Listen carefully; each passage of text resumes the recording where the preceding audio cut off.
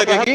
सभी सम्मानित हैं, माफी चाहूंगा कि सबके नाम नहीं ले रहा हूं। सभी नेतागण, मेरे सामने बैठे हुए सरदना के मेरे सभी बुजुर्ग, नौजवान साथियों, प्यारे बच्चों और वे बच्चे जो हमारे देश का भविष्य है, मैं चौधरी साहब की पुण्यतिथि पर आप सबको जो आज हम किसान समृद्धि सम्मेलन के नाम से मना रहे हैं, बहुत बधाई देता हूं और सबको दोनों हाथ जोड़कर प्रणाम भी करता हूं। आज का कार्यक्रम ये ऐतिहासिक कार्यक्रम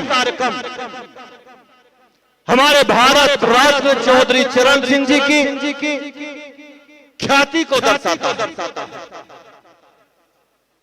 जब हम लोगों ने सभी ने ये कार्यक्रम बनाया कि चौधरी साहब की पुण्यतिथि पर एक कार्यक्रम किया जाए, तो कार्यकर्ता साथियों ने कहा कि भैया चौधरी साहब की पुण्यतिथि के कार्यक्रम पर कभी किसी ने बनाया तो है नहीं, कोई इस तरीके से कार्यक्रम किया तो नहीं। तो हमने कहा किसानों के मसीहा चौधरी चरण सिंह जी, जिन्हें धरती पुत्र के नाम से जाना जाता है और जिनकी कर्मभूमि पश्चिमी उत्तर प्रदेश है, जब उस उत्तर प्रदेश पश्चिमी उत्तर प्रदेश में चौधरी साहब का कार्यक्रम होगा तो आप समझ लीजिए कि भीड़ कितनी भी हो, जगह कोई भी बड़ी कर लेना वो कम पड़ेगी। और आज वही हुआ, चारों तरफ भीड़ जाम हो गया, जगह नहीं बची। लेकिन मैं अपने साथियों का बहुत बहुत धन्यवाद देता हूं कि आपने अपनी सहनशीलता, सभ्यता और संस्कृति को बनाए रखा और किसी भी कीमत पर कोई अव्यवस्था नहीं होने दी। ये अलग विषय है कि जब हमने कार्यक्रम की घोषणा की, तो जैसा होता है कि जब हम किसी कार्यक्रम की घोषणा करते हैं तो हमारी घोषणा के बाद नकलची बंदर बहुत पूरे जिले में निकल कर आते हैं, और जब नकलची हमारी नकल करते हैं तो हम कहना चाहते हैं कि यार जब नकल करो और चौधरी साहब के नाम पर कार्यक्रम करो तो कम से कम हमारे 10% तो करो। लेकिन कोई 10% भी कर नहीं पाता है। उसका कारण है कि वे लोग हर चीज को जाति और धर्म के नाम पर करते हैं। वे लोग हर चीज को स्वार्थ के नाम पर, बोध के नाम पर करते हैं। हम लोगों को दिल से जुड़कर सम्मान के नाम पर करते हैं। इसलिए साथियों, आज चौधरी चरण सिंह जिन्हें भारत रत्न दिया गया, सही मायने में सम्मान जो चौधरी साहब को बहुत समय पहले मिलना चाहिए था, वो सम्मान नहीं मिला। लेकिन 2024 में देश के यशस्वी प्रधानमंत्री और राष्ट्रपति ने कहा कि धरती पुत्र को जो सम्मान में बहुत पहले मिलना चाहिए था, वो सम्मान आज दिया जाएगा। और उन्हें भारत रत्न दिया गया। और भारत रत्न इसलिए नहीं दिया गया कि चौधरी साहब नेता थे, भारत रत्न इसलिए दिया गया कि चौधरी साहब किसानों के, गरीबों के, पिछड़ों के, दलितों के सबके नेता थे। अगर किसानों का दुनिया में सबसे बड़ा कोई नेता है तो वो चौधरी चरण सिंह जी किसानों के सबसे बड़े नेता हुए हैं। चौधरी चरण सिंह जी किसानों के सबसे बड़े नेता हुए। और चौधरी चरण सिंह जी ने जो कल्पना की थी और जो कल्पना के बाद उनके कार्य अधूरे बचे थे, अगर उन्हें किसी ने पूरा किया तो देश के यशस्वी प्रधानमंत्री नरेंद्र मोदी जी ने किया। मैं आप लोगों से कहना चाहता हूं कि सरकारें आती रहेंगी, जाती रहेंगी। जो पिछली सरकारें आई, जो आज चौधरी साहब के नाम का गुणगान करना चाहते हैं, मैं पूछना चाहता हूं उन कांग्रेसियों से, मैं पूछना चाहता हूं समाजवादी पार्टियों से, मैं पूछना चाहता हूं अखिलेश यादव जी से कि जब जब चौधरी साहब को आप लोगों ने बढ़ते हुए देखा तो कांग्रेस के साथ साथ समाजवादी पार्टी ने टांग खींचने की कोशिश अगर कभी की तो चौधरी साहब की। मैं पूछना चाहता कि चौधरी साहब को जो सम्मान पहले मिलना चाहिए था वो क्यों नहीं मिला। आज लेकिन वोट के नाम पर आप चौधरी साहब का नाम का बखान करना चाहते हैं।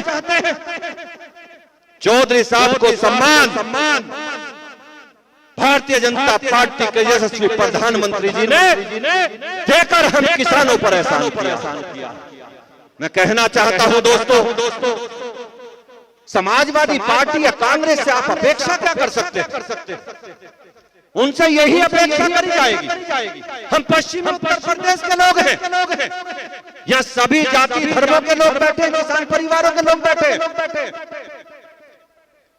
यहाँ हिंदू भी बैठे, मुसलमान भी बैठे, लेकिन इन पार्टियों ने चाहे समाजवादी पार्टी हो चाहे कांग्रेस हो, लोगों को तुष्टीकरण के नाम पर राजनीति कर हमेशा बंटवारा करने का काम किया है।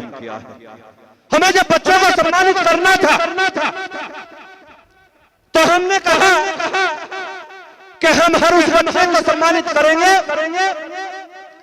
जिसने 10वीं में अपना कॉलेज टॉप किया है या फिर 12वीं में अपना कॉलेज टॉप किया है। तो पूरी सरदला विधानसभा की जब लिस्ट आई और जब बच्चों की लिस्ट आई 300-350 बच्चों की मेरे पास, तो उसमें हमने ना जाति देखी ना धर्म देखा। जिस बच्चे ने थ्रू आउट फर्स्ट क्लास अपना कॉलेज किया सबको हमने यहां बुलाने का काम किया, चाहे वो चीज जाति का था, चीज धर्म का था।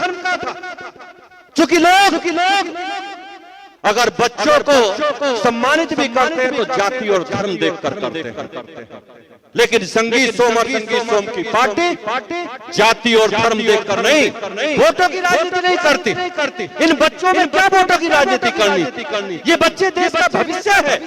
ये कॉलेज टॉप करके आए हैं, ये हाई स्कूल टॉप करके आए हैं। ये ना हिंदू है ना मुसलमान, ये भारतवासी हैं और भारत के बच्चे हैं, इसलिए इन बच्चों का अधिकार बनता। मैं पूछना चाहता हूं अखिलेश यादव जी, आज आप और आपके चिरकुट नेता बात करते हैं दलितों की। मैं पूछना चाहता हूं कि आपने तो कभी दलितों को एक आंख भी देखना नहीं चाहा। अरे दलित समाज से अपनी मसीहा मानता है, दलित समाज जिसे पूजने का काम करता है। बहन मायावती जी को गेस्ट हाउस में अगर मारने की चेष्टा किसी ने की थी तो वो समाजवादियों ने की थी। आपको कभी प्रदेश की जनता माफ नहीं कर सकती। आप वो लोग हैं कि जब आपकी सरकार आई तो बाबा साहब अंबेडकर की प्रतिमा तोड़ने का अगर किसी ने काम किया लखनऊ में बैठ के तो वो समाजवादियों ने किया था। अगर बहन जी द्वारा बनाए गए जिले महापुरुषों के नाम पर उन जिलों का अगर नाम बदलने का किसी ने काम किया तो वो अखिलेश यादव ने पाप किया था। बात करते हैं आप पिछड़ों की, कहां चला गया था आपका उस दिन पीड़िए कि जब राजूपाल विधायक की हत्या हुई और उसके हत्यारे से आपके पिताजी घर पे जाकर उससे नहीं उसके कुत्ते से हाथ मिला रहे थे। कहां चला गया था आपका पीड़िए उस दिन?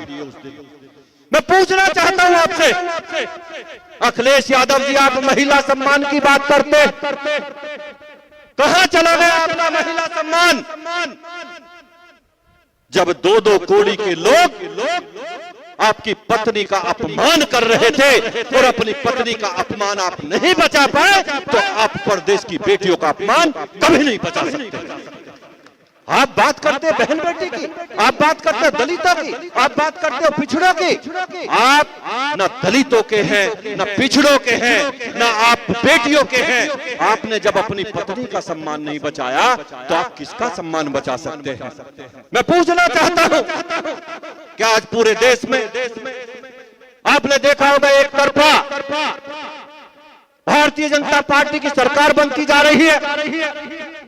अभी आपने बंगाल का चुनाव देखा होगा और ये भी समझ गए होंगे कि बंगाल का चुनाव बंगाल के लोग अब तक नहीं कर रहे थे। पहली बार बंगाल के लोगों ने चुनाव किया